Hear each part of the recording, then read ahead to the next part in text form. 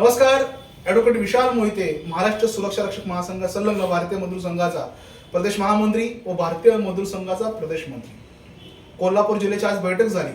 पुन्हा महापारेषणचा जो विषय आहे की 112 गार्ड सध्या जे आपले कार्यरत आहेत आणि अतिशय चांगलं काम करतात आपण सगळे, आणि असं असताना सुद्धा या महापारेषणने 200 KV साठी मुद्दाम एक खोडसाळपणा केलेला आहे.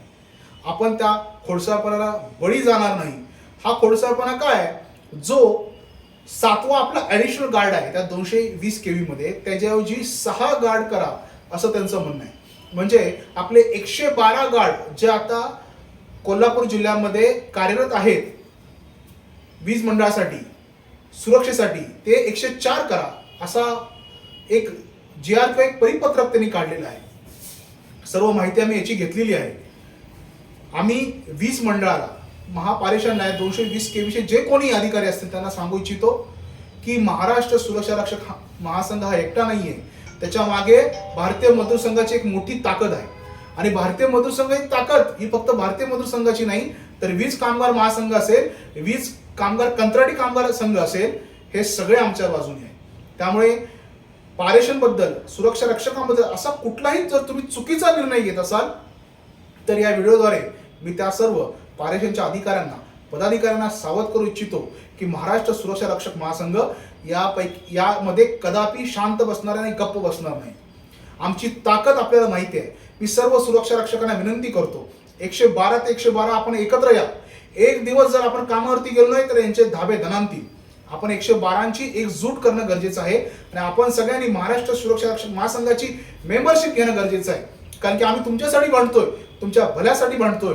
तुमची मेंबरशिप म्हणजे जणू काही कुलमुक्त्यावर किंवा पॉवर ऑफ अटर्नी आहे आणि त्याशिवाय आम्ही भांडू शकत नाही.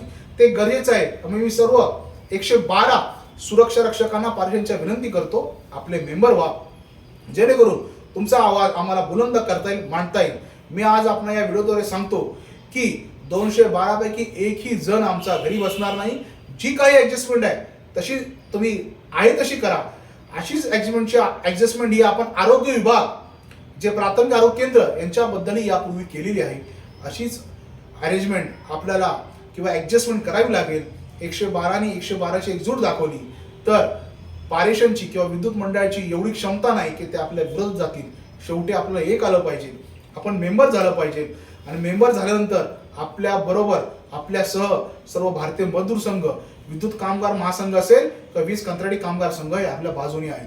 त्यामुळे आगामी काळात हा लढा जर तीव्र करायचा असेल तर आमच्या सगळ्यांची तयारी आहे. आपण हा लढा तीव्र करू, प्रत्येक सुरक्षा रक्षकाला न्याय देऊ. कारण की आपली जर नोकरी गेली ना तर आज आपलं घर थांबतंय. एकाचा पगार बंद झाला तर एकटा सफर करत नाही, त्याचे आई वडील असतील, मुलं असतील, पत्नी असतील, सगळा घर खर्च स्टॉप होतो, बंद होतो.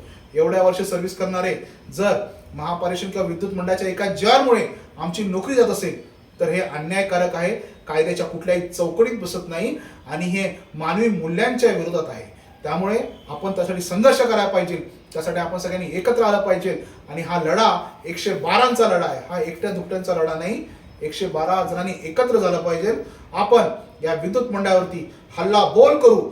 अगदी त्यांची जी सर्वोच्च संस्था जी वांद्रे या ठिकाणी आहे त्या ठिकाणी जाऊ आपण आणि त्यांना सांगू की हे असं आम्ही कदापि सहन करणार नाही. त्यामुळे 112ची एकजूट गरजेची आहे. कोल्हापूर जिल्ह्याचे पदाधिकारी माझ्या बाजूला बसलेले आहेत, त्यांच्याजवळ या, मेंबर व्हा, एकत्र व्हा, आपला आवाज बुलंद करा. धन्यवाद.